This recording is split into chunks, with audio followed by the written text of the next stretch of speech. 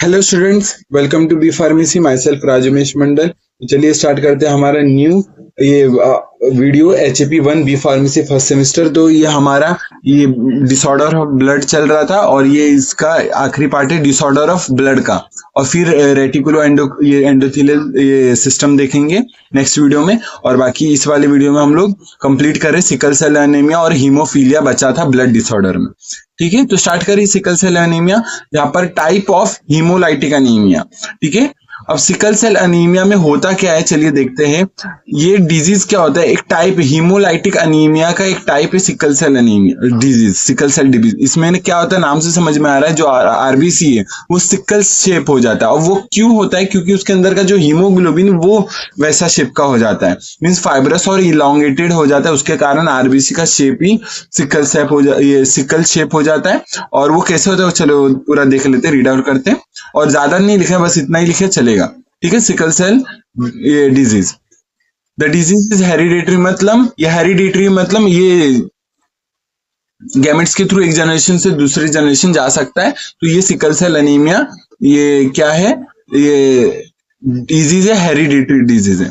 RBC becomes abnormal, बिल्कुल जो haemoglobin है वो HbA मीन्स नॉर्मल होता है और HbS मतलब होता है सिकल सेल वाला हीमोग्लोबिन। तो हीमोग्लोबिन एबनॉर्मल है तो आरबीसी एबनॉर्मल हो गया।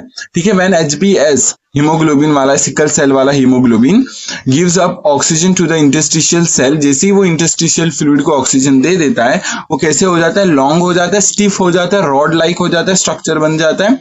और दैट बेंड्स द ये इरेथ्रोसाइट्स इनटू सिकल शेप। तो सिकल शेप में कैसे ये बन गया इरेथ्रोसाइट, क्योंकि उसके अंदर का जो हीमोग्लोबिन वो इलांगेटेड हो गया, स्टिफ हो गया, लॉन्ग हो गया। ठीक है, तो ये चीज का आपको ध्यान रखना है।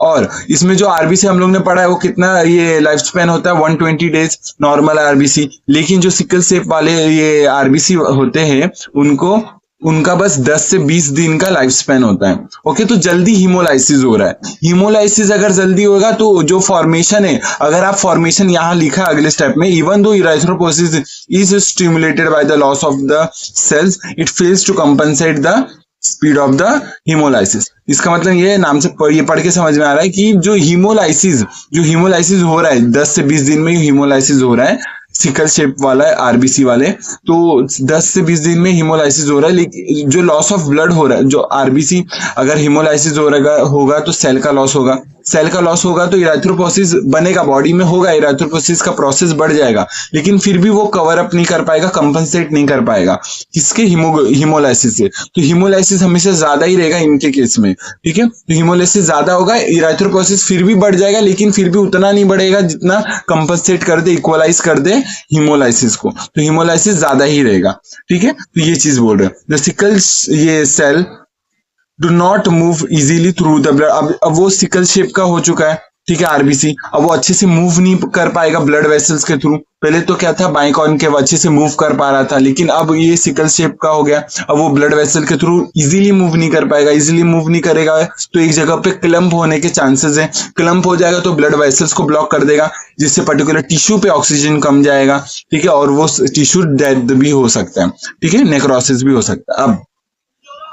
अब ध्यान से सुनना, आगे लिखा है सिम्टम्स क्या है। अब सिम्टम्स कैसे पता चलेंगे, जैसे है शॉर्टनेस ऑफ ब्रेथ, फिर फैटीग, फिर paleness and delayed growth and development in childrens. तो ये क्या हो जाता है, ये सब इसके क्या है सिम्टम्स, आपको ध्यान रखना है और इतनी चीजें आपको याद रखना है। ठीक है, हीमोग्लोबिन सिकल सेल एनीमिया। अब बात करते हैं हीमोफीलिया, सेकंड और लास्ट डिजीज है, मींस ये जो लास्ट डिजीज इस वीडियो का, और डिसऑर्डर ऑफ ब्लड कंप्लीट हो जाएगा हमारा blood body fluids and circulation वाले चैप्टर का। ठीक है, अब बात करते हैं हीमोफीलिया क्या होता है। ये भी एक हेरिडिटरी, जैसे सिकल सेल एनीमिया हेरिडिटरी है, ये भी एक जनरेशन से दूसरी जनरेशन पास ऑन हो सकता है, और ये हीमोफीलिया है। ठीक है, हीमोफीलिया हेरिडिटरी होता है। अब डेफिशिएंसी ऑफ क्लॉटिंग फैक्टर। अब हीमोफीलिया का मतलब क्या होता है, एक्सेसिव ब्लड लॉस होने लग जाता है, हीमोरेज होने लग जाता है क्यों होता है? क्योंकि ब्लड क्लॉटिंग फैक्टर ही नहीं है। क्योंकि अगर ब्लड वेसल इनकी केस में, जिनको ये होता है, इनके केस में अगर थोड़ा सा भी ब्लड वेसल डैमेज हुआ तो उसमें से ब्लड ना अनलिमिटेड निकलता ही रहता है। क्यों? क्योंकि क्लॉटिंग फैक्टर ही नहीं है। अगर क्लॉटिंग फैक्टर नहीं है तो क्लॉट नहीं होगा, ब्लड क्लॉट नहीं होगा तो ब्लड ऐसे ही फ्लूइड के थ्रू निकल पाएगा, जेली लाइक मास नहीं बना पाएगा। हम लोग ने पढ़ा है ब्लड क्लॉटिंग में, तो ठीक है। तो अब क्या है, फ्लूइडिटी वो निकलते जा रहे हैं तो ब्लड का लॉस, एक्सेसिव लॉस हो जाता है। ठीक है, ये चीज का आपको ध्यान रखना है। तो different types of haemophilia due to the deficiency of different blood clotting. तो ब्लड क्लॉटिंग हम लोग ने पढ़ा क्लॉटिंग फैक्टर। तो क्लॉटिंग फैक्टर अगर डिफरेंट क्लॉटिंग फैक्टर की कमी होगी तो डिफरेंट टाइप्स की हीमोग्लोबिन है, ए और बी हीमोग्लोबिन आगे लिखा है देखो। कैरेक्टराइज्ड बाय स्पॉन्टेनियस और ट्रॉमेटिक सबक्यूटेनियस और इंट्रामस्कुलर हीमोरेजिंग। अब वो कैसे, इसके सिम्टम्स क्या और कैरेक्टराइज कैसे होता है ये देखना। इंट्रामस्कुलर ये हीमोरेज होने लग जाएगा, ब्लीडिंग होने लग जाएगा, नोज ब्लीडिंग होने लग जाएगा, ब्लड यूरिन के अंदर ब्लड आने लग जाएगा, हीमोरेज जॉइंट्स के अंदर हीमोरेज होने लगेगा। ठीक है, टिश्यूज में हीमोरेज होने लग जाएगा, टिश्यूज डैमेज होगी, पेन होगा। तो ये सब हीमोरेज के कैरेक्टरिस्टिक्स है। अब टाइप्स देख लेते हैं, हीमोफिलिक ए, हीमोफीलिया बी। ये ए और बी, और ए किसके फैक्टर की कमी के वजह से होता है, दैट इज 8 की कमी की वजह से। फैक्टर नंबर 8 क्या है? एंटी हीमोफिलिक फैक्टर, हम लोग ने पढ़ा है एंटी हीमोफिलिक फैक्टर, ये आपको फैक्टर के नाम याद रखना है। और फैक्टर नंबर 9 किसकी डेफिशिएंसी से, ये इसकी डेफिशिएंसी से हीमोफीलिया बी होता है। और ये फैक्टर नंबर 9 क्या है? Christmas factor. ये आपको चीजें ध्यान रखना है। ठीक है, तो ये इस क्रिसमस फैक्टर को शायद स्टुअर्ट्स फैक्टर भी बोलते हैं, आप देख लेना, यही बोलते हैं। तो ये चीजें आपको, ये सब चीजें ध्यान रखनी, फैक्टर के नाम याद रखने, किसके फैक्टर के कौन से डिजीज होते हैं। हीमोफीलिया ए फैक्टर नंबर 8 के, और जो हीमोफीलिया बी ये फैक्टर 9 के डेफिशिएंसी से होता है। ये आपको ध्यान रखना। हीमोफीलिया इतना ही था। तो हीमोफीलिया और सिकल सेल एनीमिया ये हमारा कवर हो चुका है, डिसऑर्डर ऑफ ब्लड कवर हो चुका है। अब बचा है बस रेटिकुलो एंडोथेलियल सिस्टम, जहां पर मैक्रोफेजेस ये सब पढ़ेंगे। ठीक है, उसके लिए एक वीडियो आ जाएगा स्पेशली, ठीक है, स्पेसिफिक आ जाएगा।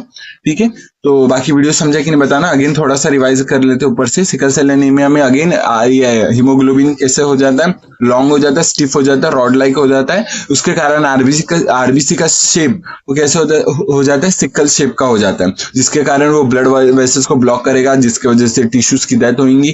ठीक है, नेक्रोसिस हो सकता है, और सिम्टम्स ये सब दिए रखे हैं। ठीक है, ये आपको ध्यान रखना है, दोनों ही हेरिडिटरी है। और हीमोफीलिया की बात करूं, इसमें क्लॉटिंग फैक्टर की कमी के कारण ब्लड का एक्सेसिव लॉस हो जाता है, हीमोरेज होता है, हो जाता है अगर थोड़ा सा भी ब्लड वेसल डैमेज हुआ तो। ठीक है, तो ये चीज का ध्यान रखना है। हीमोफीलिया ए फैक्टर नंबर 8 के डेफिशिएंसी से, और हीमोफीलिया बी फैक्टर नंबर 9 के डेफिशिएंसी से। तो ये हीमोफीलिया ए और बी ये आपको ध्यान रखना है, हीमोफीलिया के अंदर आता है।